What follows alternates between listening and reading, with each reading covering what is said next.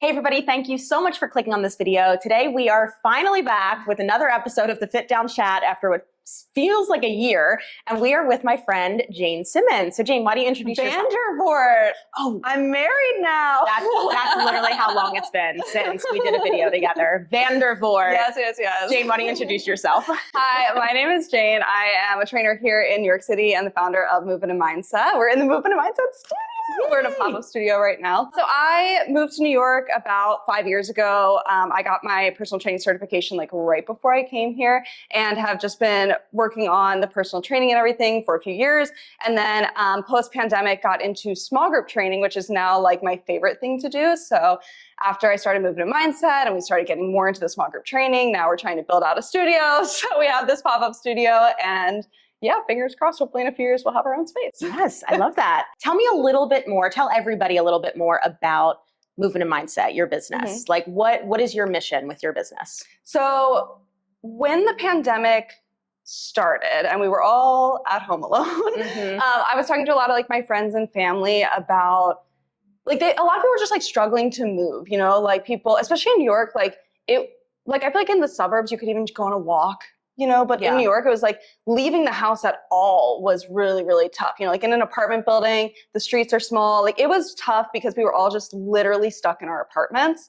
And so when I was talking to people, I just had this same conversation over and over again, that people were not just struggling to know what to do, but also were struggling so much with their mental health. And like, I saw a big shift in the fitness industry after the pandemic or during it, because before everything was aesthetic focused, like focusing on your health was kind of like, yeah. And, you know, we're going to focus on like losing weight and all this stuff. So during the pandemic, I feel like it opened a lot of people's eyes that exercise helps so much. Like when you get sick, your recovery time and all those things, like it is so beneficial for things beyond just how you look.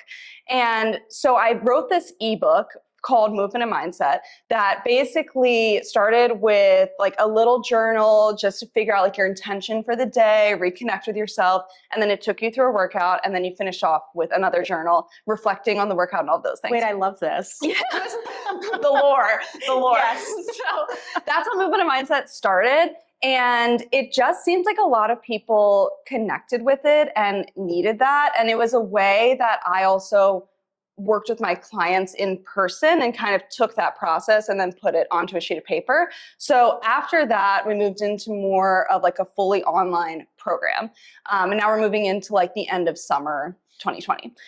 So gyms in New York opened back up in September. I worked in Bryant Park. No one was there. Yep. And so I was struggling because like literally, I think like 90% of my clients left New York. The people who were still in New York, they weren't coming into the office. Like I was just like in a bad area for gyms to even be open. Like we saw no one. Yeah. And so as the time passed, and I think we all just realized like we all thought we were going to bounce back from this and we're just not. Like something needs to change. The whole industry is changing. Like we need to adjust the way that we're training people. So I first started building out the online program. So we did monthly programs like with the calendar and all. I think like similar to you, but ours were just written. Yep. And then when like April hit, I started doing more of my own training and training clients outside of the gym that I was working at. And I just really liked like the flexibility of it. And I feel like, again, like my location was just really struggling. And so I just realized that this was the time for me to jump and do my own thing. Through that, I started building up my personal clientele. And that's when I realized like there was such a lack of community in personal training. And I feel like people wanted the community of group fitness, but they wanted the specificity of personal training. Yep. And so small group training was born. I think a lot of people had that idea at the same time. Yeah. I feel like that's a product of the pandemic. I had never heard of small group training before. And so after that started building up and I was like, oh my gosh, like this is kind of a thing. Like people like this and people want this. And I grew really fast, which was great, but we just capped out at how much we could do at that current location. So I started hiring on a little bit of a team, which has grown a lot since then.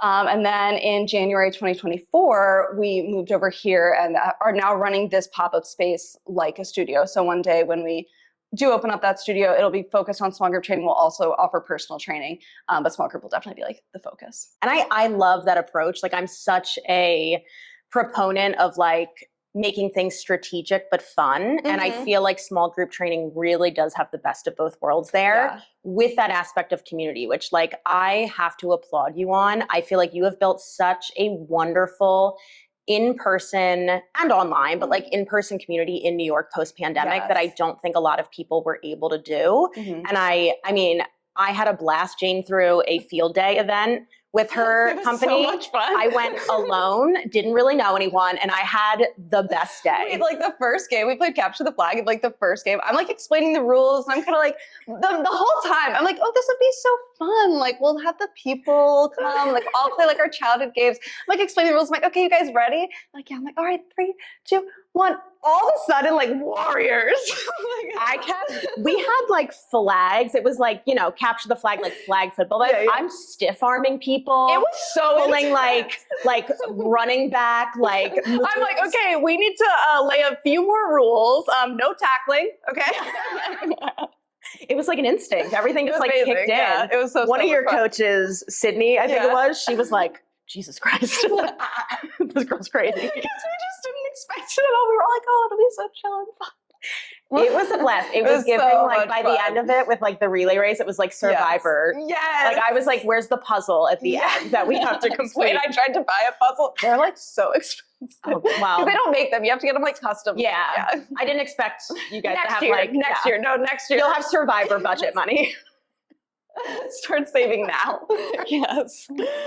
So I feel like your community is amazing. And it was just like the vibes that day were awesome. And it was so great. Like I was so happy that I signed up and was able to go. Good. And I got to meet a lot of your other coaches on staff. Tell me about, like, as a person who is self-proclaimed not a group project girl, I really admire the fact that you've like brought on other people. Also, I'm sure to like help scale your business so you don't have to do everything. But tell me a little bit more about the process of like hiring coaches. Like, what do you look for? Yes. Oh my gosh. I have made so many mistakes, and I'm really, yeah. There's YouTube University is literally like my best friend. Like, yeah, exactly. Like, I feel like I've just been really lucky with the people that I brought on, that people, like the team has been very responsive, and something that I was extremely open about in the beginning. It's like, this is my first time doing this. Yeah. So like, if something's not working, you need to tell me, because like, I don't know, you know? And so I think like having people who are very open to that and really do want to help build the business, and people who really do believe in what we're trying to do has been really great. Now that I've like hired a few more people, and we've had some people who have moved away, so we've had to bring on, you know, other people. And so like now like the team, I feel like I'm a little bit better with the process. Yeah. So now I think like the number one thing I'm looking for is just like personalities, because anyone who's willing to learn can become a great coach. Yeah. You know, if you can communicate with people, that's the hardest part, is like communicating what you want done to people, you know? And so like, if someone is a good communicator and they ask a lot of questions and they have a good personality, they can learn how to train people. Oh, absolutely. You know? So that's definitely like the biggest thing. And what I didn't do before and I do now, because the team is so small, and I do want people who are going to grow with the company. I want people who want to stick around and like want to move into our first studio and want to do all these things. You know what I mean? So now like we do a team workout every week. And so we bring everyone in, we all work out together. When we're hiring, we bring those people in to work out with us, kind of see how the vibes are, see how they like interact with everyone. And so like now we've been able to really get like a great team together of women who are so knowledgeable and so smart, and also like are so eager to learn from everyone in the group, because I feel too like everyone has different strengths and weaknesses, and we're all very open about those. Like even me, like I think as a leader in the community, it's so important to be like, this is my weakness. Like here's something I don't know much about. Yeah. And you do. So why don't you tell me? Like, let's all share and let's be open. And I think that that's been a lesson, because you learn how to do those things, and you learn how to be vulnerable. I think when you're first starting off, so often we think like, I have to be perfect. And like, especially even like as a coach, like as a trainer, like when I was first starting off, I was like, I know the answer to everything. I promise. Like, I'm so smart. I promise. And now it's like someone asks me a question. I'm like, I don't know, but I'll look it up. I'll find someone who does know, and I'll connect to you. Like, and I feel like that's the sign of a good coach. It's like, no one knows everything. No one's an expert in everything. And it shouldn't be. No. Yeah. Like, because then you're living in your own bubble. And that's when like the learning stops, the growing stops, and you always want to keep growing. So I feel like that's that's a good sign of a good coach. And the fact that you have not only people in your, group of coaches that have that same mindset, but also the fact that you guys kind of operate as a community, which goes back to like the whole purpose of your business too. I love that. Yeah. Thanks. Yeah. So I know you were just talking about like strengths and weaknesses and all of that. And if you've been around for a while, you know that Jane and I did a video, I think it was like a long time 2 or 3 years ago, yeah. all about kettlebells. And I actually forced myself to rewatch the video and get through not only just like, I think I was blonde back then. You were blonde. Just like getting through like the editing style of whatever 3 years ago was. And then also the fact that I was 100% like self-taught with kettlebells at that point. I'm actually shocked my form wasn't worse than it was. I find like dancers I know it's have a great dancer form. thing. They do. Like I feel like dancers just really connect with kettlebells. Yeah. There were like little things like, I was like cringing at like, untucked elbows and extended wrists and things like that. But I would say, and you can correct me if I'm wrong, but I'm also looking at like a giant stack of kettlebells over here. Yes. Kettlebells would be like your main forte in terms of like modality that you prefer to coach. Yes? Yeah, definitely. Tell me why. I feel like kettlebells are they can be very polarizing among coaches. Like sometimes coaches are like, they're too complex to even deal with teaching people, or then other people are like, I love them and I only use that. Yeah. So tell me like why and where you fall in that spectrum. Yeah, so there's a few different reasons. I mean, I only use kettlebells mostly here because of space. Sure. You know, like they're just so like if you're trying to build out a home gym, kettlebells are the way to go. Cause you just only need like a few sizes. You could get a Bowflex. Like you could do like so many things with them and build out your strength, your power, your endurance, your mobility just with this one tool. Yes. So like I love them because especially in New York, like we're so limited with space. Yeah. But also like I just love the way that you move with them. I think after I started working with kettlebells more, then I would like do a goblet squat with the dumbbell and I was like, oh, like it just feels more natural. Like I think it just like fits our bodies more comfortably. I also love them for our clientele because a lot of people come to us either originally wanting to either they, like most women, start fitness because they have an aesthetic goal. Yeah. Which isn't a bad thing, but I love to put that alongside with, okay, and like what else are we trying to do? Like let's have something else to focus on because sometimes like weight loss, for example, can be a long process. And if you're sitting around just waiting for that and waiting for that and waiting for that, it's gonna be really tough. But if you have a goal of weight loss and consistency, okay, now we can like work with something, and we can just move about this in a more like mental health friendly way. Yeah. So I love kettlebells because they take you out of that very typical gym setting. They're in kilograms, so no one knows how much they weigh, which is great. We really separate out. Like, I think my clients don't even know how much these, but some of them do, but a lot of people just call that like the pink one and the light blue one and the dark blue one and it just separates that out. I think just already from the get-go puts you in such a better headspace because you're not focusing on the weight of things. Yeah. You're also learning a whole new technique. So it takes you out of that like scary gym, whatever, and it puts you into this like, oh, I'm just a kid. I'm just learning something new. I'm just learning to play with these things. We're in a fun group. We're making jokes about Taylor Swift. Like we're having a great time, like it really just separates you from, I think, what most women's first experience in the gym is. Yeah. And that's why I like using them in here so much. Do you have primarily female identifying clients? Yes, we have like 99.9%. A couple of boyfriends come around. We have like a couple of men who come in every now and then, but mostly female identifying. Yeah. Kevin's coming later. Yeah, exactly. We're doing a workout later. Kevin's coming in. We love the boyfriends. We love the husband. Yeah. But in our small group, it's mainly women. I feel like it is also very valuable to like have a space that feels safe for women.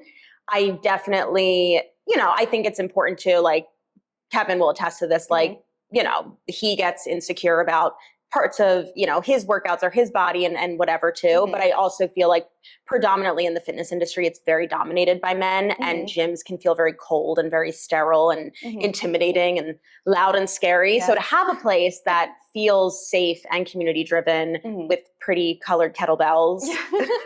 Exactly. And like, I feel like especially men just even growing up and going to school. Like I had a friend who played soccer in high school, and she was saying that they would go to weightlifting, but they wouldn't lift weights. Like that was a class they took if you were part of the soccer team, but you wouldn't lift weights. What would like they it do? was like body weight stuff, like walking lunges, but like they like literally never touched a barbell. Like literally never touched weights. So I think also there's that where even though men can feel uncomfortable in the gym sometimes, if you've played a sport growing up, men are more likely to have had some gym experience. They're more likely to have seen a program, to have talked to a coach before.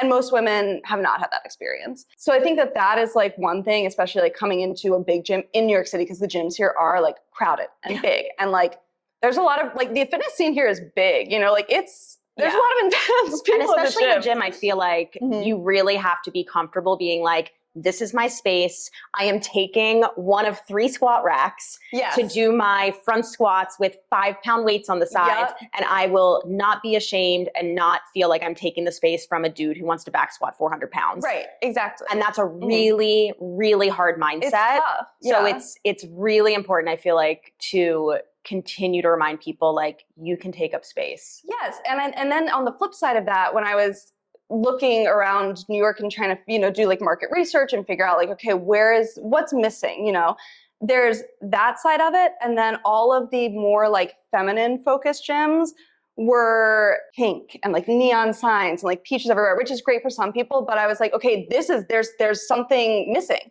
There's either like super masculine gyms, super like kitschy feminine gyms. Like there's nothing in the middle that's just like a neutral space for women to feel comfortable and just lift. Yeah. Yeah.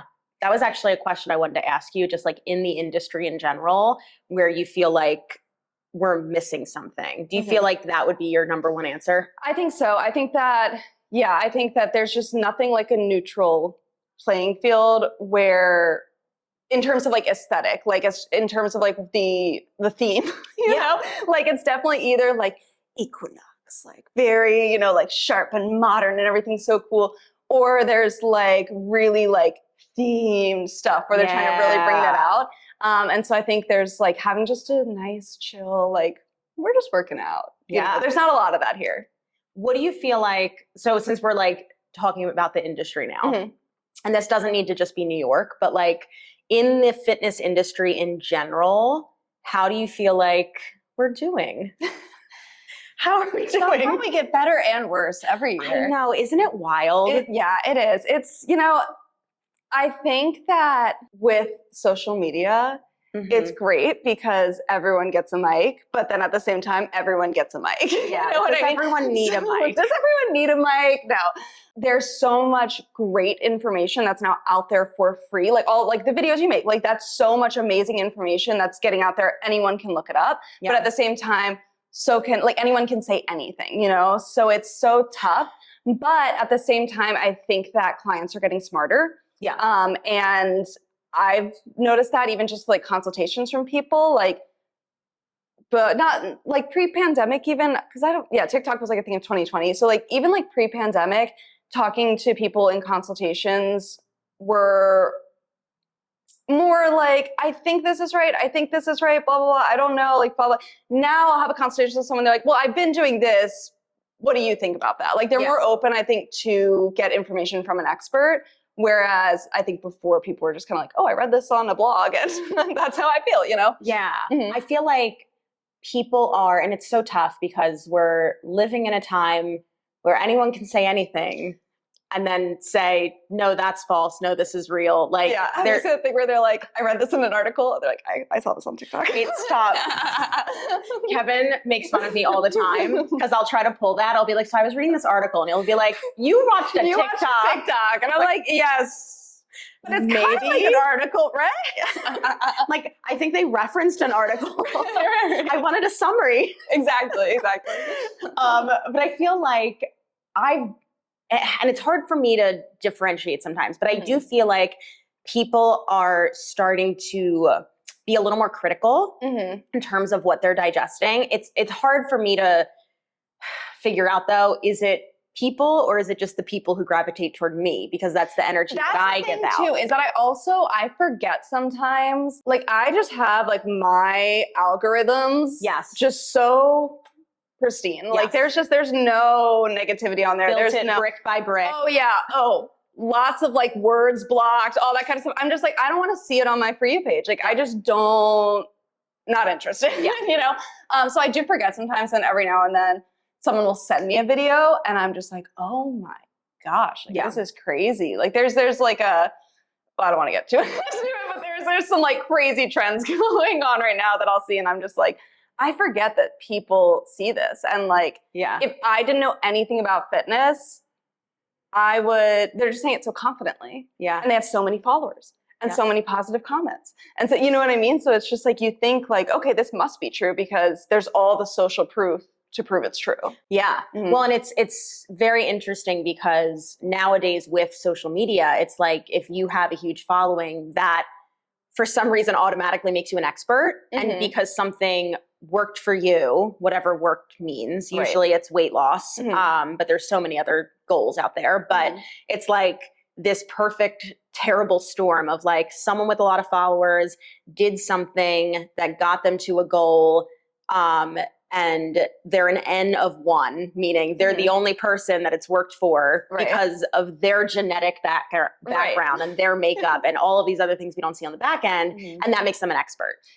And the constant fight to like understand how important education is and how that education doesn't necessarily show up on your physical body is like a fight that I feel like I'm constantly going for, because it's so important to understand that like everyone is so different and everyone has different goals, and there is a good chunk of studies on like what works for certain goals, meaning like how the body just quite literally works, and versus like some influencer who has great genetics and is like, I'm doing, I don't want to name a specific workout, but I'm doing these lightweight, high rep, rolling on the floor, throwing my body into straddles and splits, and it made me so skinty. And it's like, well, maybe you were already skinny.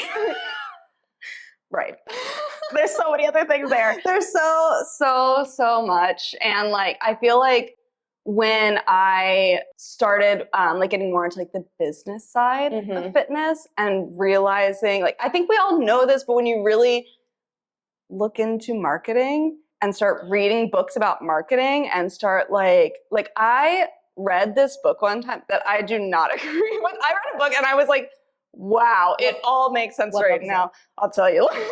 It's a very, very long version. But they basically, like, the advice in the book was take something that's already been done. Like, I don't know, we could think of anything, like hypertrophy. And brand it. And make it your thing. And just like, why not just tell people like, this is what hypertrophy is? You know what I mean? So it's like, so I get it, because it's like, I mean, that's like, I think like Orange Theory is a great example of that. That's HIIT training, you know, but like, that's their thing. Is getting your heart rate up and down and up and down. You want to put in the orange zone and have a little bit up here. And that, you know, like, that's just interval training. But they sell it as, but it's Orange Theory. You know what I mean? So I think that's a lot of companies do that. Oh yeah. I feel, and I've talked about this multiple times, but I feel like people take something that is real. Like if we're sticking with Orange Theory, I don't mind calling them out because it's like a giant They're like, business. so big. They're doing great. They're fine. And I don't hate Orange Theory either. Like I think Orange Theory is fine, you know, but I think that they, you know, like with any business, you know, they offer one thing, it did really well, and now that's their thing, and that's the only thing that they offer. And it's like, they take one thing, which their thing is like epoch, right? Like, so that's basically like when you're done your workout, because you were in a certain heart rate zone for a certain amount of time, you burn all these extra calories after. And that's like their whole thing, right? Like I think even on some stores or some franchises, it says like, you're going to burn up to 700 calories after your workout. When I took my first, I mean, I've only taken an Orange Theory class like 2 or 3 times in my life, but when I took my first one, that was like, you know, they try to sell you afterwards, but if you're a first timer, you get there early, the whole thing. And that's like a big thing that that specific coach was like trying to sell us on. And I was like, I think that's just working out.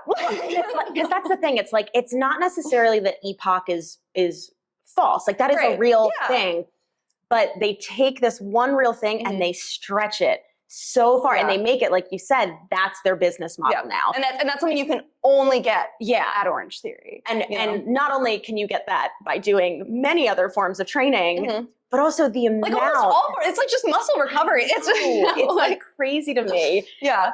And it's also just like the number is like really not that big.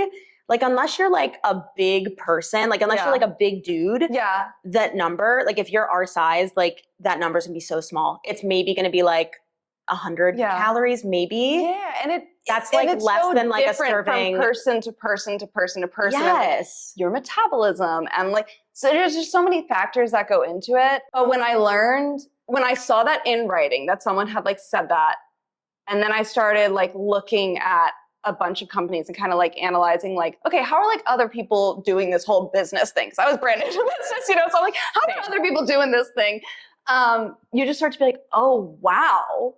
Like everyone is doing that. Yeah. That's nuts to me.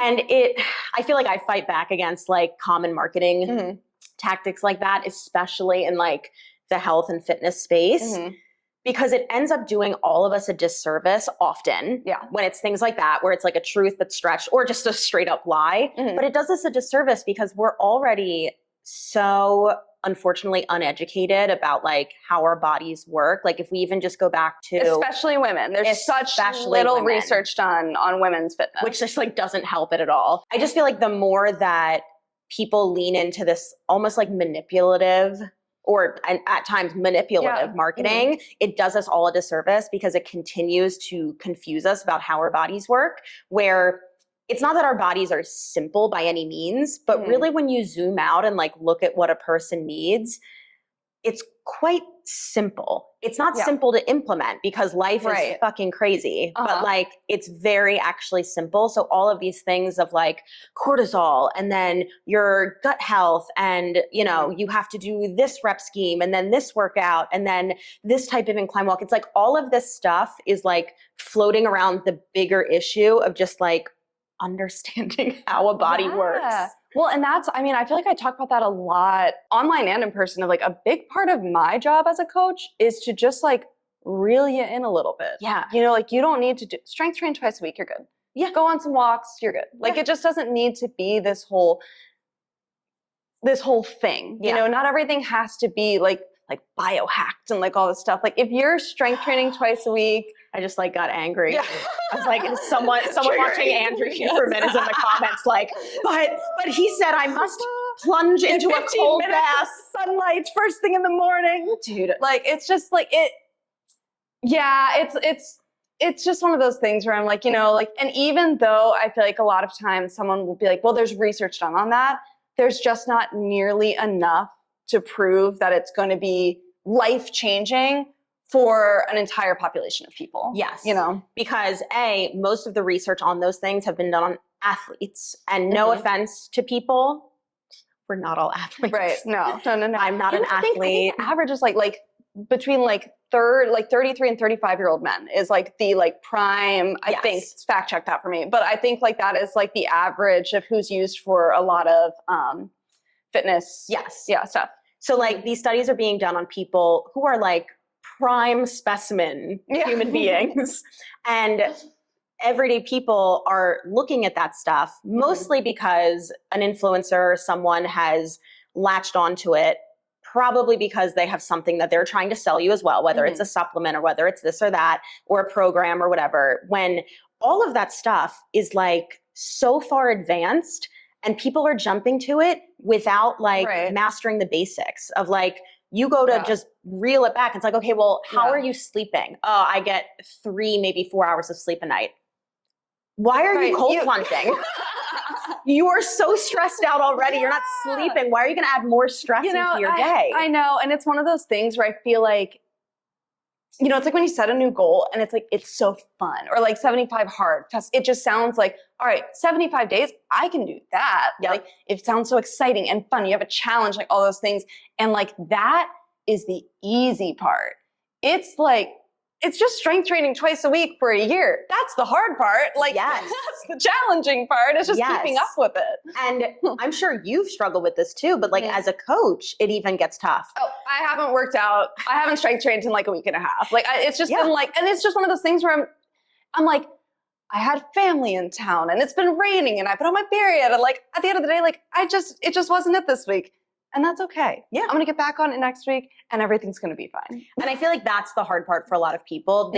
They don't, because a lot of people don't talk about it. I don't blame people for this. I blame the people putting out content. Yes. Yeah. And it's like, we're never really taught to zoom out and look at the big picture. And we're always taught these small chunk challenges of like, well, I'm going to do this and then my life is perfect. 15 days, 2 weeks, like blah, blah. But it's like, what do you do after the 15 days? You haven't Then you buy the program that they're selling. Right. And then and it's just like, we're not teaching people, well, not me and you, but you know, the industry as a whole. And I would say this is where I think the biggest hole is. We're not teaching people how to make sustainable and long-term changes. And like you said, back to marketing, it's because, well, long-term, that's not an easy sell. That's not a really easy, fast way to make money. Yeah. And why else would you get into fitness if not to make money? Right. Being sarcastic. No, yeah. And that's the thing is like, a lot of people do. A lot of people are like, oh, I'm fit and I can, you know, do this affiliate link for the supplement and sell all this stuff and like put out some program. All I have to do is talk about it all the time and tell you how it's going to change your life. When I like first started training, I remember like, and actually like my first training job was really great and I really loved it. And I remember like walking into the room on orientation and was your first one the big one? The big one. Great. But they tell you this and like, although I think like the it's right and wrong, but like they walk in and they're like, hey, if you're here to become a millionaire, that's just not the business. Yeah. That's just not the industry you're in. Yeah. You know, like if you want to become a millionaire, go work on Wall Street. Like that's just not. Honestly, good on them for saying that. I know. They were like, you can work as hard as you want, as many hours as you want. It's not why we're here. Well, it's also not. It's exactly. Also not their business model. So it's one of those things where I was like, yes, and then I left and I was like, no, but actually like, because even if you're making like a good amount of money as a personal trainer, you're not going to be, you know what I mean? Yeah. Like, it's just, you're never going to be like at the level of those people. And like, yes, charge what you're worth and like, yes, all those things. But also you just need to understand like, this is not the business to be like, I'm going to make a shit ton of money and I'm going to become the richest person on the face of the planet. And if that is what you're after, that's normally where we get into things where people are now selling things that don't do a whole lot. Yeah. You know, because they're looking for that easy sell. Yeah. There's a lot of reasons to be a coach, but if your number one reason is not to help people. Right. And it is a job. You know, like it's a job. You got to make money. Yeah. Like you, and like, I'm totally about that. You know, like you're here to make money. This is your job. Yes. But it just can't be like the main that shouldn't be your why is to get rich. Yeah. If that's your why. I would just do something else. Like even if you like fitness, like just do something else. Do something easier. So we talked a lot about the industry. If you had to like pinpoint one thing that is your pet peeve, and it can be like currently or just like in general, what would you say is your biggest like fitness pet peeve? I feel like because so much of like my purpose is like health and mental health and physical health and like really like putting that at the forefront of everything else. It's really frustrating to see people online who are like, you know, I'm eating a 300 calorie salad for lunch today for my health. You know what I mean? It's like those kinds of things where I'm like, I feel like it's not genuine and they're using that because now health is really trendy. Yes. And being healthy is really, you know, on trend. And if you're not being healthy, then people are going to call you out on that. But if you're like, well, I'm doing this for my health. I'm working out 7 days a week for my health. You know, I'm running a marathon twice a week for my health. You know, like I feel like people take that and they really like run with it. And that is so frustrating because I feel like it starts to twist people's minds of like, oh, well, they said it was healthy. So like, that's healthy for me. Yeah. You know, like that's really frustrating to me. And it's a really tough situation because also like health is so personal to, you know, like what's healthy for my body may not be healthy for your body, you know, and like when we get into like the really like nitty gritty specifics of it, like not everything's going to work for everyone. Yeah. But that is one thing that I've noticed. I feel like it's kind of like a scapegoat for people. Is that they're just like, well, this is healthy. You know, like this is what I do for my health. So, you know, and it's just stuff where I'm like, is it? Yeah. And I feel like I feel like then it starts to feed into this like, well, this is what healthy looks like. You know what I mean? Rather than then that's the point I'm trying to get at. Is just like, it just becomes like a scapegoat for everything. Yeah. Because it's like, again, if we go back to the basics of what these huge meta-analysis tell us in terms of like, health promoting behaviors that lengthen our lifespan, which I feel like everyone wants to like live as healthy and as long as possible, right? It's like, well, why not just go back to those things rather than, well, this is what I'm doing for my health. It's like, like I feel like a good example is when people are like, what I eat in a day for like a healthy day of eating. And it starts with a body check. Yes. And I'm just like, so yeah, immediately. It just takes all the focus off of what health actually Internal is. health, yeah. And puts it on to like, I have a lot of muscles. I have a six pack. This is what healthy looks like. So you should be like me. Yep. Oh, the best is when like their head isn't even in it. Yeah. It's wild. I did a review recently on like a workout video, and it was like Pilates-esque type of stuff. And everything on the website was just torsos. It was just torsos. Like this person, it was literally their name, Pilates. And it's like, meet your coach. And it's just their torso. And I'm like, where are you? Where's your face? And it's like, it also is, to a point, I don't fully blame people, especially like, I feel like a lot of women kind of get sucked into that of like, health equals what my body looks like. And I think a lot of women, like I'm going to give people the benefit of the doubt sometimes. And it's like, maybe you think that that's all you have to offer is your body and what it looks like. And it's like, if you're a coach, like, I don't really care what you look like at all. Like, I want to know, like you said, with all of your coaches that you've hired, like, what do you bring to the table? Like, what's your educational background? What can I learn from you and take on with me? Like, the last thing I care about is what your body looks like. Right. I don't need to coach me. I want to learn about what you know. I had a client and she came to me showing me someone's profile because she wanted to bring them on to do more like nutrition stuff. And I was like looking through it. She's like, what do you think of this person? And I'm like, oof, it's just a page of before and afters. Like that's a really big red flag to me. And she was like, well, why? Because isn't that like the point? And I'm like, yes, but no. And like, just even talking about that, like, why is that such a red flag? And like, I can see how from her point of view, she's like, but that's the result that I want. And that's the result that she's getting. And I'm like, yeah, but that's not showing you how she's getting there. Like, what does the process look like? You're just seeing the results, but it's like, okay, like now what? Yep. Can they go to a restaurant and order their favorite thing and it like hit their protein goal for the day? Yep. Like those are the things that I'm more interested in. It's like, what's the process? How did they get here? How long did that take? Like what, it's just like those kinds of things that I see how from her point of view, she's like, well, this is what I want. So I'm going to get this. But when you really take a deeper look at it, it's just not covering what we need it to cover. It's not telling you anything actually about the coaching process. Absolutely. And like how they teach. Yeah. Do you do nutrition coaching still?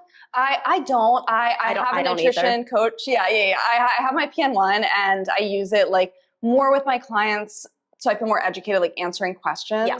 I also feel like in general, don't like doing it. Like I know. I just like I love fitness so much, and to me, I do a little bit of nutrition coaching, like with like my clients who ask for it, who want to work with me. Like I will do it, but I don't think it's like my bread and butter. Like it's not something that like I feel like I'm really good at. Like I can get it done. I have the education. I can do all the things that I need to do, but it takes me a lot of work. It takes me a lot of like time to think about it and like go back and read things because it's just not something that I'm very naturally drawn to. Yeah. I have a lot of nutrition coaches also like in my network that I really love, and I know people who have worked with them and I like them and I like don't trust them. You know what I mean? So it's like, it's just something that I'm like, I don't need to take on this whole other thing when I have other people who I know are better at it and more passionate about it. Yeah.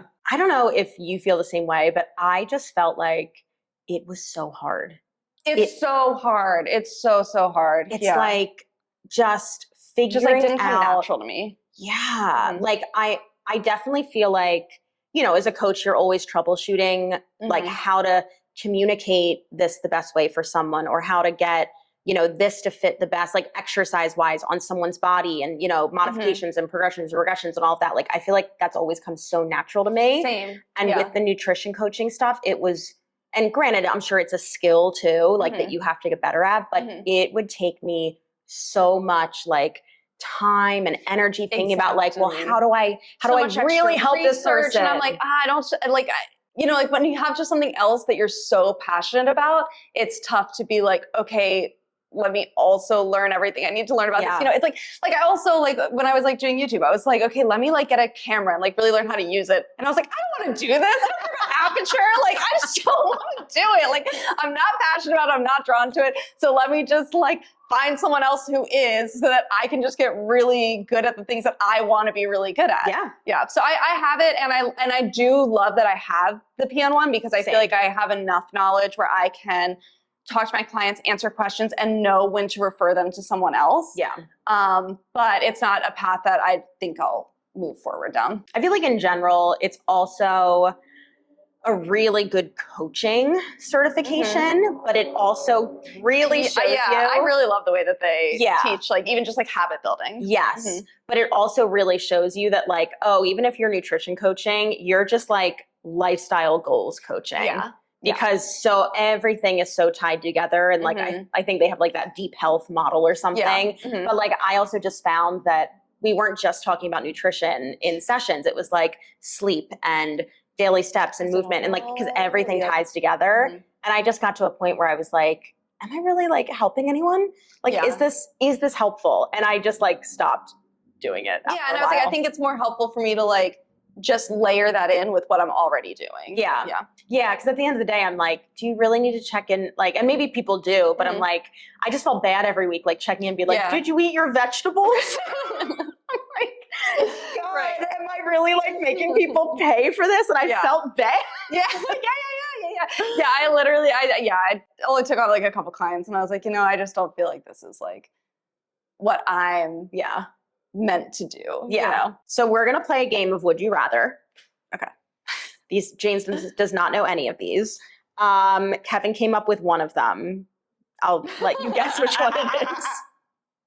Okay. We're going to start easy. Squat or deadlift? Squat. Oh, wait, actually same. Really? Even though I know that most people like deadlifting. You know what? I had a back injury. I know, and I should like deadlift more. Yeah, I had a back injury, and so like I just can't really like. I can deadlift heavy enough, you know what I mean? But it's not something where I'm like, oh, I want to go up with weight every. Like I just like, to me, I'm like, they're a little stressful for me. Like I gotta like really warm up. I gotta really like make sure everything is working. You know? Yeah. So like, it's not, squats are way more natural for me. Yeah. I also feel like for most people, like if you can squat your body weight, you're great. Yeah. Like that's awesome. Yeah. Or squat. I meant deadlift. Yeah. Deadlift. I know what you're deadlift your body weight. I was like, wow, squat your body weight. No, squat half your body. Yeah. I feel like is a good. Yeah. Then you're. Yeah. You're golden. I don't know. Deadlifts aren't my favorite. Yeah, that's fine. My clients love them though. I love them too, but I don't know why I like love squats. Yeah, I front squat, a barbell front squat. Ooh, I'm like, you know what? I feel like I'm always going to drop. I feel like it's literally just going to fall. Oh, on this? Yes. Oh. Maybe I'm not doing it right. I've tried it, and every time I tuck your thumbs under. I don't know. Tuck your thumbs under the bar. Yeah. Okay. Or just do this. This is more like I know. Yeah. This is sometimes hard for me though. I'm always just like, oh my God, my lats. Like to keep it like up. Anyway, that's a side tangent. Okay. Push up or pull up? Push up. I know, me too. Yeah. I can do like one, or I can do 3 chin-ups. Yes. I just hit 4. Wow. I know. Are we athletes? Yeah. Well, my goal for the year, I was like, by the end of the year, I want to be able to do 3 consecutively. You beat your goal. I know. Amazing. But you know what? It's one of those things where like I got 1 chin up or pull up, and then I was like, great, I did it. And I didn't do it again for a year. And then I was like, maybe I should try this again. And I just spent like a few weeks being consistent with it. And I was like, oh, I can do 4 now. Right. Yeah, exactly. And now I'm like, I'm good. I'll come back to it. That feels good. That feels like enough. I feel like we're push dominant. Yeah, we are. There's something that makes me feel like powerful about it. Yeah. Yeah. I agree. I think I know the answer to this, but protein powder or greens powder? Ooh, protein. Yeah, same. Pilates or bar? Pilates. Same. Why? Bar, I think probably because we both grew up like doing ballet. So like when I go to bar, I'm like, this is triggering. Is it triggering? I'm like, I can't do this. Like I can't make this like a fun workout class for me. But I really like Pilates. Like I've only done Pilates a few times, and I've only taken Pilates from my friends who are coaches. Okay. And so I just feel like I like the way that they coach. Yeah. I like the class. I refer my clients to Pilates to see those coaches. Like I just connect with it more, I think. Yeah. And it's fun because like I don't really know a lot about Pilates. So like Same. I feel like I'm learning something new. Whereas when I go to bar, I'm like, that's Yeah. And I feel like the nice thing about Pilates, even though there isn't like one governing entity, you do, well, I guess you don't really need to do anything, but there's a lot of education that like certified Pilates instructors go through, like 500 plus hours of like teacher training. Oh, one of them, someone's been doing Pilates. They like they're like teaching the certification. And I've been like watching the group come in every week and I'm just like, wow, you guys have been doing this for a long time. Like it's been so long since I've been here. When like the amount of like education and anatomy that they get to with it, like I really, even though I would never say that like I love Pilates, like it's just not my vibe and that's fine. Yeah. But I really, really respect Pilates instructors. Me too. I have like a lot of respect for the industry. I don't know if I would ever become an instructor, but, and like it's specific, specific people, but like the people that I've taken class from, I'm like, wow, this is like a really good class. And I feel like I learned a lot. And I feel like because it has that basis of like Joseph Pilates and like there's like the original like, routine of exercises that you're supposed to go through. Like I really respect the fact that I feel like it's rooted in something. Yes. Whereas a lot of times I feel like bar, and granted, I used to teach bar, like, there's no shade to bar instructors, but there's not really like an overarching theme. It's just kind of like, whatever you want to do. Right. Like now we're going to pulse and now we're going to do this. It's like, and this is, I think this was something that we skipped over was like when you, what have you like learned throughout? Oh yeah. And that's actually something that I was going to talk about. Cause like, I feel like when that was something like when I first started off, I was very much like, I know I'm so smart. I'm the best trainer. And then it's like, then you turn into this whole thing, especially like doing YouTube, it turns into like, well, this sucks and that sucks and this sucks and that sucks. And I've then I done think that. like, we've all done that because it's got the clicks. I know. And that's how you feel. Like you feel that in the moment and you feel like you've experienced so much. But that's something that like, I feel like the more that I've grown as a coach, the more I'm like, do I agree with bar? No. If you want to do that once a week to get your like recovery day and your cardio, great. Yeah. Have fun. Do it. It's not going to hurt you. You know what I mean? It's just like, I think when it gets too much of anything, too much strength training is too much. Like too much Orange Theory is too much running is, like you need a balance of everything. And I think as long as you're getting your strength training, your cardio, your recovery, you're good. Yeah. Whatever that looks like to you. I'd say I've grown in the same way. I used to have a lot of opinions. Yes. I still have a lot of opinions. I still have a lot of opinions, but that's something that I'm like, I now feel like I see more of how that could fit in someone's lifestyle as long as it's not the only thing that you're focused on. I think the only thing that I'm like, if you only focused on one thing, I would focus on strength training. If you were going to pick one, but there's other things where I'm like, I totally see how, again, like bar could fit into your routine as long as it's not the only thing you're doing. Yeah. I think understanding how much enjoyment plays a part in people's overall consistency is super important. Yes. Because if you don't enjoy anything you're doing, like I don't always enjoy every strength workout. Like when I have to, I'm doing someone else's program right now and there's hip thrusts in the current programming and I like gun to my head, you have to like make me do it. Like no. And it's mostly, well, no, I don't even like single leg, body weight ones. I hate them so much. But like the effort of like getting the bar and loading it up and finding the space. And I'm 5 feet tall. So like a bench is too tall for me. And it's just like the whole effort to do like 3 sets of 10. And I'm just like, I fucking hate this. Like I'm going to go and do literally anything else instead. I don't even know how I got there. Oh, enjoyment. Enjoyment. See, this is the thing. It's like, so I can, make the exception of like, okay, there's one exercise in my program that I don't like. But if I zoom out and look at everything else I'm doing, oh, I love this that I'm doing. And then on this day, I'm doing this for my recovery. And then I get to do this. And you're much more likely to adhere to your whole system. Agreed. If you enjoy a lot of it. And when you think about how it's all connected, like I've been like really into running and like right now where I'm at, I would rather run than strength train. Like I'm just really liking it, which is great. And I've never been a runner. So it's like, new and fun and interesting for me. Yes. But I'm like, okay, but Jane, you can't run every day if you're not strength training. Like you can't, and I don't run every day, but like you can't run twice a week if I'm not strength training twice a week because I'm not a runner. I'm going to get injured, you know? Yep. Like keeping up that. So that's, yeah, I feel like if you have something, like even just thinking about how like this is going to help you with that is helpful. And I think too, you know, piggybacking off of that, like you're really excited about running right now. Yep. And I always tell people, like, if you're getting into a routine, pick something that excites you. Yeah. Because you're going to stick to the thing that excites you. I was chatting with a coach out of like one of the gyms that I train out of the other day. And she was asking me like, well, what am I working on right now? Like, what are my current goals? And I think that she expected something like much more profound, but my biggest goal right now is to get better with kettlebells. And like, I've been literally doing a kettlebell program. I think you've done it before too. So I'll talk to you about it afterwards. But like just literally getting better at kettlebells. And she was like, oh, like no, like body, anything. And I was like, no, I just am really excited about like getting my snatches better and like finally getting like my elbow tucked the fuck in and like just like the nitty gritty of it. And she was like really taken aback and surprised. And I was like, I'm excited about it. And you know what?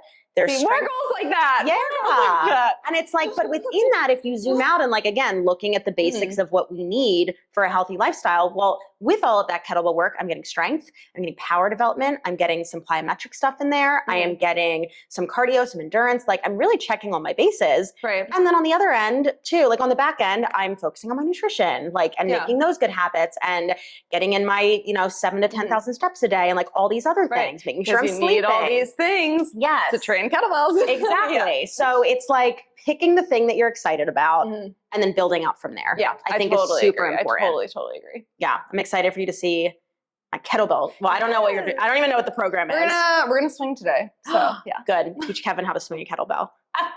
Okay.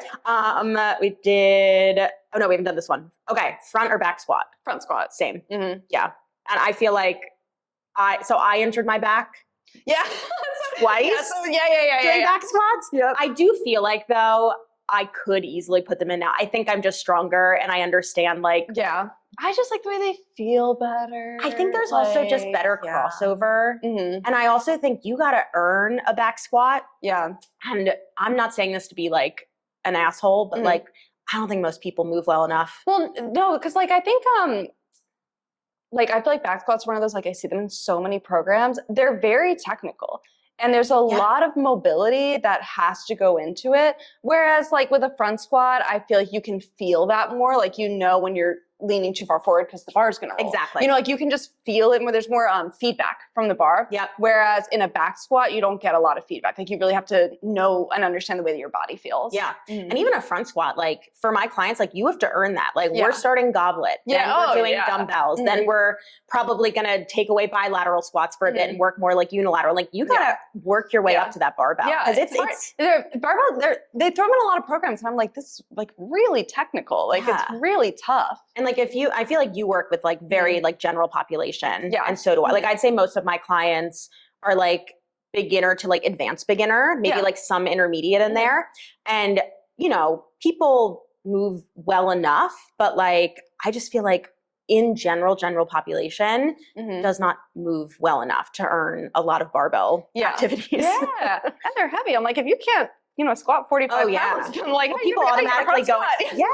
People automatically also like go into overhead press a barbell. I'm like, if you can't, like you can't even overhead press like 215s. Right. Yeah. And the barbell weighs 45 pounds. Yeah. So, and I know it's more stable, but like it's not. No, but still, it's heavy. Yeah. It's heavy. Not to like dismiss barbells. I think barbells are great. I really like barbells. Yes. But it's definitely like, for me, it's not a beginner modality. Yeah. And I think people underestimate how much value there is in like more beginner level things, even just like isometrics. Yeah. Like, there's just learning how to hold tension is so important. Like just learning how to do a proper plank is so important. I have been this has been on my list of like videos of trying to make, but I don't know how to make it just me like not yelling at the camera, which I feel like a lot of videos end up being, but so like I do feel like the number one thing that people miss is just tension and just how to create full body tension. And it's very difficult for people to understand of like, oh, I'm doing a lower body exercise, but I need my lats engaged. And even like how to breathe while you're holding tension. Like there's a lot of little stuff like that that's just not as exciting. Yes. So, you know, we sneak it in. Sneak it in. Sneak it in. Exactly. That's why half of my warm-ups are just like isometric. Yep. Great for tendon health and all of this stuff. And like they get you like warm really quick. Too, like with in like the online stuff, like hold this for 5 breaths. Yep. So yeah, it's I feel like that is a video that I want to make, but I don't know how to make it. Yeah. I'll brainstorm with that. Yeah. Also, I want to make a really quick point. Like people are stronger than they think, right? And like you do have to find that balance as a coach of like, okay, is someone safe enough in this? Oh yeah. But also not babying them too much because like also, I feel like a big part, especially with beginners, I find is like building the confidence. Yeah. You know, it's just like understanding that even if your squat isn't perfect, even if you're not squatting to like 90 degrees or lower and like all of that stuff, like there's still a lot of benefit in squatting. Yeah. You know, even if it's not perfect form, there's still a lot of benefit in doing it. Absolutely. You know, and just like having people understand like you can do something kind of wrong and it's still get the benefits, you know, you're not going to get injured. Yeah. Like, you know, and you can try things and like, the first time you squat incorrectly, you're not going to get hurt. Yeah. You're not going to get hurt unless you've been doing so many things incorrectly. And that's like the, you know, straw that broke the camel's back. But like most of the time, one exercise isn't going to hurt you. Yeah. Mm-hmm. You're not as fragile as maybe I made it out to seem right now. Yeah. Yes. Okay. We have a few more. Okay. Leg day or upper body day? Oh, upper body day. Mm-hmm. Yeah, I prefer.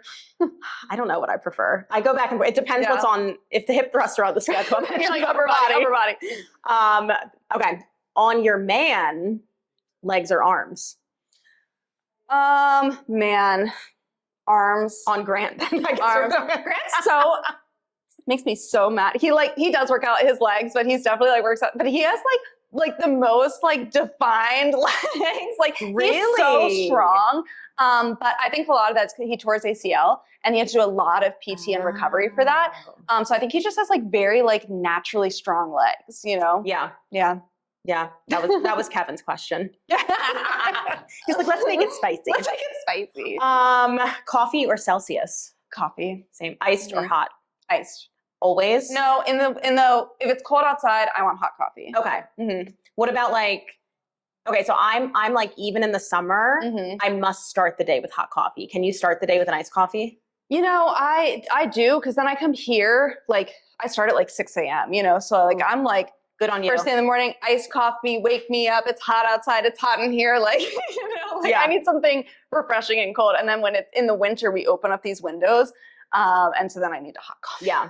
Oh, 6 a.m. You talk about my long days, but I'm like, I don't start that early anymore. But I'm done at like 3. That is true. Yeah, I'm done. Yeah, like 3, 4. Yeah.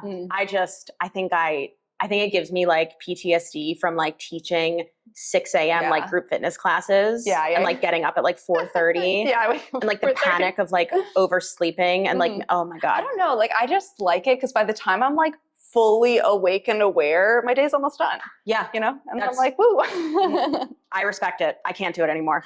Okay, last one. I already know the answer to this. This was my fun one. Yoga with dogs or yoga with cats? Oh my God. Do I not know the answer to this? I'm going to do yoga with dogs, but you know, Harley's my first dog. Really? I grew up with cats, but Grant's allergic to cats. Oh. But yeah, so now I have a newfound love for dogs, but I was like not a dog person for a long time. Interesting. Yeah. And like no one I ever like hung out with had dogs, except for maybe in like high school I had a couple of friends with dogs, but like I just like wasn't around dogs a lot growing up. Now you have Harley. No, I have Harley. How old is she? She's the best dog. She's 4. She just had a birthday, right? Yep, she's 4. Today's Zoe's birthday. Happy birthday. Well, it's her made up birthday, but she's 14. Oh my God. She's an old lady. When she goes to the vet, they like check her hip. They do like hip cars on her basically. Stop. Wait, I love that. That's so sweet. How old is Harley? So Harley's 4, but her breed is, she's an Australian Shepherd Cattle Dog mix. I'm going to have to like pop up a photo of her. Yeah. Oh my gosh, I'll send you one. Okay. She's literally the cutest thing ever. But so they're like super high energy. So it's so funny because she's 4, but when she meets other dogs on the street, they're like, "Oh, is she a puppy?" And we're like, "Yeah." She just has like so much energy. I love that. Yeah, she's a puppy. They're like, "How old is she?" We're like, 4. That's a puppy. Oh, Zoe is still a baby. Yeah. Like she's a kitten. Yeah. She's not geriatric. How dare you? How dare you?